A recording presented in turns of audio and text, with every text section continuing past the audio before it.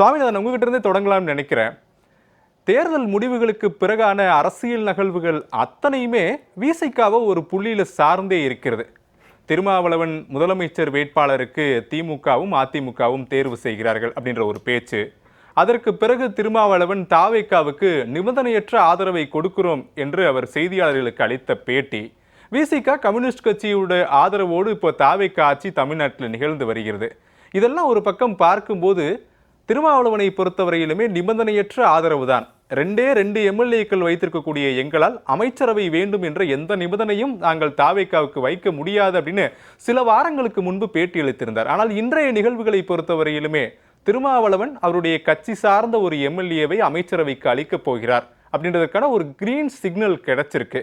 திருமா ஏன் தாவேகாவுடைய அமைச்சரவைக்கு செல்ல வேண்டிய கட்டாயம் ஏற்பட்டிருக்கிறது? அதே நேரத்தில் திமுகவோடு கூட்டணி தொடர்கிறோம் என அறிவித்திருக்கக்கூடிய திருமா ஏன் அந்த கூட்டணியிலிருந்து முழுவதுமாக முறித்துக் கொள்வதற்கும் யோசிக்கிறார் அப்படின்ற ஒரு பெரும் கேள்வி எழுகிறது. கேள்விக்கான விடை நிச்சயமா நீங்க அண்மை காலமாக தொடர்ச்சியாக விடுதலை சிறுத்தைகள் கட்சி பெற்றிருந்த வெற்றி, ரொம்ப முக்கியமாக கடைசியாக அவர்களுக்கு கிடைத்த தேர்தல் ஆணையத்தால் கிடைக்கப்பெற்ற அங்கீகாரம், இது ரெண்டுக்கும் திராவிட முன்னேற்ற கழகம் தான் காரணம். அந்த புள்ளியில தான் அவரால் திமுகவை முழுதாக பகைத்துக் கொள்ள முடியல. அண்மையில் நடந்து முடிந்த நாடாளுமன்ற தேர்தலில் 2024 தேர்தலில் அவர்களுக்கு கிடைத்தது தேர்தல் ஆணையத்தால் அங்கீகரிக்கப்பட்ட அரசியல் கட்சி அப்படிங்கக்கூடிய ஒரு நிலை கிடைக்கிறது. அப்ப அதற்கு காரணமாக இருந்தது திராவிட முன்னேற்ற கழகம். இன்னொரு பக்கத்துல கிட்டத்தட்ட 2019, 2021, 2024 இந்த 3 தேர்தல்களில் தொடர் வெற்றியும் திமுக கூட்டணியில் அவர்கள் இருந்ததும் ஒரு வகையான சாத்தியக்கூறுகளாக இருந்தது. இதையெல்லாம் மனதில் வைத்துதான் அவர் திமுகவை உடனடியாக புறந்தள்ளி விட்டு வெளியேற வர முடியாமல் இருந்தார்.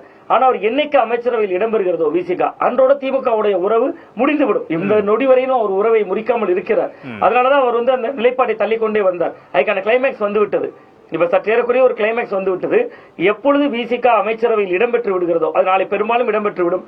ஒரு சட்டமன்ற உறுப்பினர் அமைச்சராக போகிறார் அவர்கள்ட்ட இருக்கக்கூடிய 2 பேர்ல. இன்னொன்று திருமாவர்களுடைய தடுமாற்றம். கடந்த காலங்களில் திருமாவளவன் அவர்கள்ட்ட இவ்வளவு தடுமாற்றங்கள் இருந்ததில்லை. ஆனா இந்த தேர்தல் காலத்துல தேர்தல் பயணம் தொடங்குறதுல இருந்து ஏராளமான தடுமாற்றங்களுக்கு உள்ளான கட்சியே விடுதலை சிறுத்தைகள் கட்சி தான். இங்க திமுக அதிமுக பல கட்சிகள், பல கூட்டணிகள், 4 முனை போட்டி, கிட்டத்தட்ட 5 முனை போட்டி என்ற பல முனை போட்டிகள் இருந்தாலும் மற்ற எவருக்கும் இல்லாத அளவிற்கு தடுமாற்றங்கள் அதிகமாக இருந்ததே விசிகாக்கு தான். அதுக்கு உதாரணம் தான் நீங்க முதல்ல தமிழ்நாட்டில் மைனாரிட்டி அரசு அமைய போகுதுன்னு அரசியல் கட்சிகள்ல மதிப்பீடு செய்ததும் விசிகா தான். ரொம்ப குறிப்பா திருமாவளவன் அவர்கள் அதற்கு தான் காட்டுமன்னார் கோயில் தொகுதியில தானே போட்டியிடுவதாக அறிவித்தார். ஆனா திமுகவினுடைய நிர்பந்தத்திற்கு கட்டுப்பட்டு அவர்களுடைய நிர்பந்தத்திற்கு உட்படுத்தப்பட்டு அவர் அந்த முடிவையும் மாற்றிக்கொண்டார். கிட்டத்தட்ட திமுகவோட ஒரு நல்ல நட்புறவோடு தொடர்ந்தார். ஆனா பாண்டிச்சேரியில பாருங்க ஃப்ரெண்ட்லி மேட்ச் ஆடிட்டாங்க. அங்க கிட்டத்தட்ட விசிகா தனியாக, காங்கிரஸ் தனியாக, திராவிட முன்னேற்ற கழகம் தனியாக, அங்கிருந்தே பல முரண்கள் தொடங்கி விட்டது. இப்ப அவர் என்னன்னா தனக்கு இருக்கக்கூடிய இமேஜ் உடைந்து விடக்கூடாது அப்படிங்கிற ஒற்றை காரணத்திற்காகத்தான் கிட்டத்தட்ட அவர் இந்த முடிவை முன்கூட்டியே கணித்திருந்தார். அதனாலதான் அவர் திமுகவுக்கு சிநேகமாக இருந்த, நெருக்கமாக இருந்த, திமுகவுக்கு மிகவும் நம்பகத்தகுந்தவர்களாக இருந்த பல பேரை தேர்தல் நேரத்திலும் அவர் வாய்ப்பு கொடுக்காமல் வைத்திருந்தார். அவர்களும் உண்மையிலேயே சமூக நீதி, சமத்துவம், மத நல்லிணக்கம் இந்த அடிப்படையில் களமாடியவர்கள். பலருக்கு வாய்ப்புகள் மறுக்கப்பட்டது கடந்த சட்டமன்ற தேர்தலில். அவ அப்போதிருந்தே திருமாவளவன் அவர்களுடைய மனதுல ஒருவேளை தாவேகா என்று அவர் நினைத்திருக்க மாட்டார். திமுக ஒரு மைனாரிட்டி அரசாக அமையும், நம்மளே போட்டியிட்டால் கூட அமைச்சர் பிரதிநிதித்துவம் வரலாம் அப்படிங்கக்கூடிய எண்ணத்தில் அவர் நகர்ந்திருந்தார். அதுக்கெல்லாம் விடைதான் இன்றைக்கு நெருங்கி இருக்கிறது. 8ஆம் தேதி அவர் ஒரு நிலைப்பாட்டை எடுக்கிறார் சார். ரொம்ப முக்கியமா சொல்கிறார், இந்திய கம்யூனிஸ்ட், மார்க்சிஸ்ட் கம்யூனிஸ்ட் என்ன முடிவு எடுக்கிறார்களோ அதை ஒட்டியே என்னுடைய அரசியல் நிலைப்பாடு இருக்குங்கிறார். ஆனா இன்னைக்கு அவர் அதையே விமர்சனத்துக்குள்ளாக்குறார். நான் ஏன் 2 நாள் காத்திருந்தேன்னு கேட்கிறாங்க. காத்திருந்தால் கேட்பார்கள். கிட்டத்தட்ட நீங்க 2 நாட்கள் 8ஆம் தேதி மாலையில மார்க்சிஸ்ட் இந்திய கம்யூனிஸ்ட் அறிவித்து விட்டுட்டாங்க. அப்ப நீங்க 8ஆம் தேதி மாலையிலேயே நீங்கள் முடிவை அறிவிக்க வேண்டியதானே, எங்களுக்கு நிபந்தனையற்ற ஆதரவு. அதற்கு ஒரு நாள் காத்திருந்து டெல்லிக்கு செல்கிற பொழுது நிபந்தனையுடன் கூடிய ஆதரவு என்று மாற்றுகிறார். கிட்டத்தட்ட அரசியல் அதுதான். ஒவ்வொருவரும் அதிகாரத்திற்கு வரணும், அதிகாரத்திற்கு எளியவர்கள் வரணும், வலியவர்கள் மட்டுமே அரசியல் ஆதிக்கம் செலுத்தக்கூடாது, அது வல்லாதிக்கமாக மாறிடும். சோ அந்த புள்ளியில் விசிகா இடம்பெறுவது மிகச்சரி. தமிழ்நாட்டில் இன்னைக்கு நேற்று இல்ல, கடந்த 2016 மக்கள் நல கூட்டணி உருவான போதும் சரி, அதற்கு முன்பே மக்கள் நல கூட்டியக்கம் என்கிற பெயரில் அவர்கள் கட்டியமைத்த போதும் சரி, ஆட்சியில் பங்கு, அதிகாரத்தில் பங்கு என்பதுதான் அவருடைய கோரிக்கை. ஆனா என்னோட கேள்வி சாமிநாதன், என்னோட கேள்வி என்னன்னா, இப்ப நீங்க சொன்னது 2 பாயிண்ட் நமக்கு கிடைக்குது. என்னோட கேள்வி அப்படின்றது நீங்க சொன்னதுல இருந்து 2 பாயிண்ட் நமக்கு கிடைக்குது. ஒன்னு, திமுகவோடு ஒரு நல்ல நட்புறவை கொண்டிருந்தவர். தாவேகாவுக்கு நிபந்தனையற்ற ஆதரவுன்னு அறிவித்ததற்கு பிறகாக கூட கம்யூனிஸ்ட் கட்சிகளோடு ஒன்று சேர்ந்து திருமா நாங்கள் இப்போதும் திமுக கூட்டணியில் தான் தொடர்கிறோம், அதுல எந்த மாற்றமும் வந்து விடாது அப்படின்றது ரொம்ப அழுத்தம் திருத்தமா தெரிவித்த தலைவர்கள்ல அவரும் ஒருவர். அந்த மாற்றம் ஏன் இப்ப மாறுது அப்படின்றது ஒரு கேள்வி. மற்றொன்று, நீங்க சொன்னது திருமாத்தனுடைய இமேஜ் உடைஞ்சிருமோன்னு நினைக்கிறார். அப்கோர்ஸ் இப்ப டிஎம்கேல இருந்து அவர் வெளியில வந்தா கூட அவருடைய இமேஜ் உடைவதற்கான வாய்ப்புகள் தானே இருக்குது. தேர்தலின் போது திமுகவோடு சேர்ந்து தேர்தலை சந்தித்து விட்டு தேர்தலுக்கு பிறகு அமைச்சரவை பதவிக்காக விசிக திமுகவை கலற்றி விட்டதா அப்படின்ற ஒரு கேள்வியும் முன்வைப்பார்கள் இல்லையா? அப்போ அதெல்லாம் திரும்ப எப்படி சரி செய்ய போறாரு அப்படின்ற ஒரு பெரும் கேள்வியும் இருக்கு. அந்த இமேஜ் சரிவை ஈடுகட்டுற இடத்தை தான் சிவி சண்முகம் செய்ய போகிறார். அவங்க ஒரு நிபந்தனை வைக்கிறாங்களே, அதிமுக உள்ள வரக்கூடாது. அதிமுக 2 கூறுகளாக இன்னைக்கு சட்டமன்றத்திலையும் இருக்கு, மக்கள் மன்றத்திலையும் இருக்கு. பல கூறுகளாக இருக்கு மக்கள் மன்றத்துல. சட்டமன்றத்துல கண்முன்பே 2 கூறுகளாக இருக்கு. இந்த கூறுகளை நீங்கள் ஆதரிக்க கூடாது, அதிமுகவின் ஆதரவை பெறக்கூடாது. அப்ப அதிமுக ஆதரவு தாவேக்காவுக்கு கிடைக்க கூடாதுன்னா அப்ப தாவேக்காக நாங்க போய் ஆதரவு கொடுக்கணும். எந்த விதத்திலும் வலதுசாரிகள் வலுப்பெற்று விடக்கூடாது. அதுக்குள்ள உங்க ஜனநாயக தன்மையை கொண்டு வர முடியும். அதுக்கான களம் இருக்கு. நாங்க மதசார்பற்ற புள்ளிட்டு தான் அவர்கள் முதல்ல ஆதரவு கோருறாங்க. அதிமுகவோட 25 எம்எல்ஏக்கள் ஆதரவு கொடுத்தால் அவர்கள் அமைச்சரவையில் பங்கேற்றால், இன்னைக்கு அவர் சொல்லியிருக்காரு திருமாவளவன் அவர்கள் இடம்பெற மாட்டார்கள் என்று தாவேக்கா தன்னிடம் சொன்னதாக சொல்கிறார். தன்னுடைய அமைச்சரவையிலாக அவை பற்றி அவர் பேசுவதை விட அதை சொல்கிறார். நீங்க சிவி சண்முகம் சிபிஎம் சண்முகம் களத்தை மாற்றிருக்காங்க. சிபிஎம் சண்முகம் நேற்றே சொல்லிவிட்டார், மார்க்சிஸ்ட் கம்யூனிஸ்ட் கட்சியினுடைய மாநில செயலாளர் நேற்றே சொல்கிற பொழுது அதிமுகவுக்கு உள்ள இடம் இருக்கக்கூடாது அப்படின்ட்டார். அப்ப திருமாவளவன் அவர்களுக்கு நேற்று வரை காரணம் இல்ல, இன்னைக்கு ஒரு காரணம் உருவாகி இருக்குல்ல. நாங்க மதசார்பற்ற சக்தி, அந்த சக்தியை வலுப்பெற செய்யணும். நம்ம இந்த மாதிரியான விஷயங்கள்லாம் செய்யலன்னா பாஜக கால் ஊன்றிடுவாங்க. எது நடுநிலை வகித்தது ஒரே ஒரு எம்எல்ஏ தான் பாஜகவுக்கு இருந்தாரு, அவரும் நடுநிலை வகித்து விட்டார். அப்ப அது எந்த வகையில் கால் ஊன்றுவார்கள் என்பது 2வது கேள்வி. பட் ஆனா விசிகாவிடம் தன்னோட இமேஜ் சரியாமல் காப்பாற்றிக் கொள்வதற்கு சில காரணங்கள் கிடைத்து விட்டது. அதற்கு சிவி சண்முகம், எஸ்பி வேலுமணி அவர்களுடைய தரப்பு, அந்த சட்டமன்ற உறுப்பினர்கள் அவர்களுக்கு அமைச்சரவை பிரதிநிதித்துவம் கொடுக்க கூடாது என்கிற புள்ளியில நாங்க இணைந்தோம். நாங்க அந்த இடத்துக்கு சம்மதிக்கலைன்னா அவர்கள் உள்ள வந்துருவாங்க, அது ஒரு வகையில பாசிசத்துக்கு வழிவகுத்து விடும் என்று சொல்வதற்கான காரணங்கள் கிடைக்கலாம். அந்த வகையில விசிகா தன்னை திருமாவளவன் அவர்கள் தன்னுடைய இமேஜையும் தக்க வைத்துக் கொள்வார் அப்படின்னு தான் நான் பாக்குறேன். அந்த புள்ளியில தான் அவர் நகர்த்துகிறார் காய அப்படின்னு நினைக்கிறேன். Okay okay okay okay Swaminathan, இப்ப நான் உங்ககிட்டயும் அதே கேள்வியை தான் முன்வைக்கிறேன். இப்போ எதற்காக அதிமுகவிலிருந்து பிளவுபட்ட 25 எம்எல்ஏக்களுடைய உதவி தமிழக வெற்றி கழகத்திற்கு தேவைப்பட்டது? இப்போது ஏன் தேவையில்லை அப்படின்ற ஒரு நிலைப்பாட்டை எடுக்கிறாங்க? விசிகாவிடமும் அதே பதில் பகிரப்படுகிறது. அவர்கள் ஒருபோதும் ஆட்சியில் பங்கு பெற மாட்டார்கள் என்ற உறுதிமொழி வழங்கப்பட்டதற்கு பிறகு விசிகா அமைச்சரவையில் வருவதற்கான அந்த சாத்தியக்கூறுகள் குறித்து ஆலோசிக்கிறார்கள்.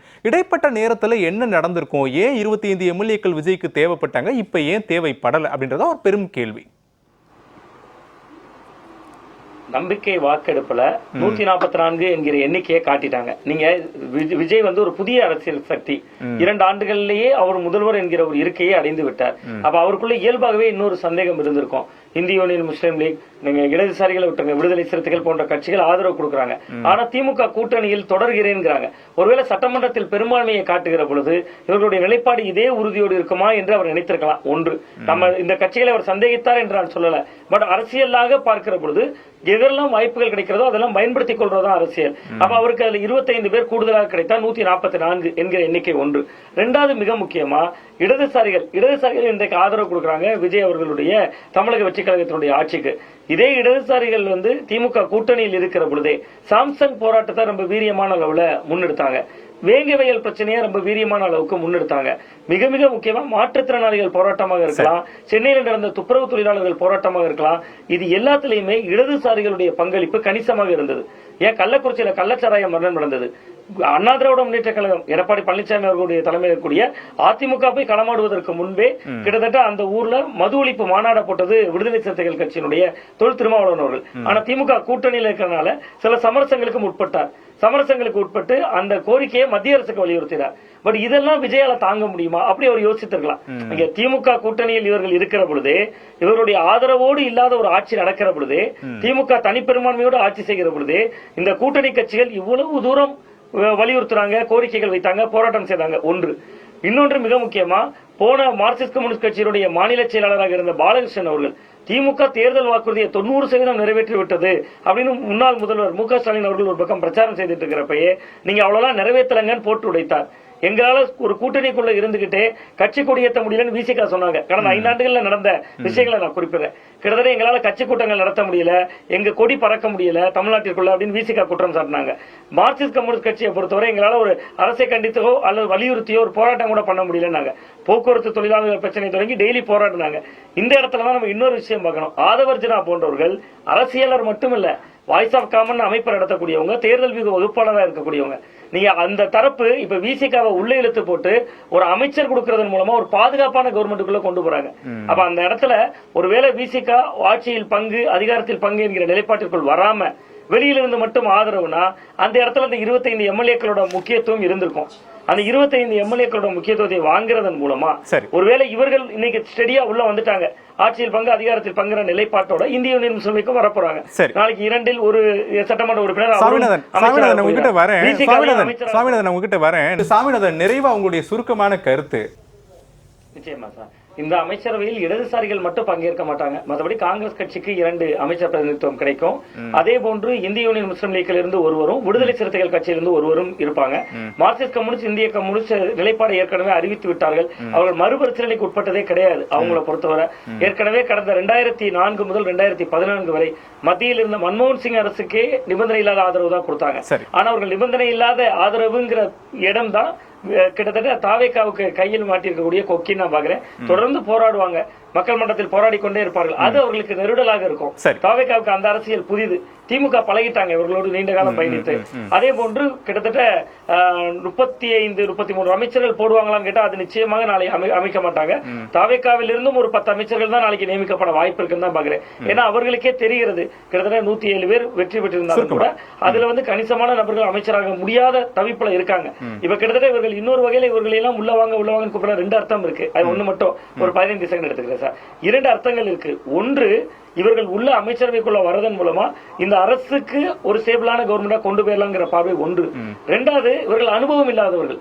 நீங்க இன்னைக்கு இருக்கக்கூடிய இந்த 10 அமைச்சர்கள் முதல்வரோடு சேர்த்து ஏற்கனவே வந்த 9 அமைச்சர்கள் முதல்வரோடு சேர்த்து 10 நீங்க பாத்தீங்கன்னாலே அதுலயே அனுபவம் உள்ளவர் செங்கோட்டையன் மட்டும்தான். அவர்கிட்ட நிதித்துறை போய்விட்டது.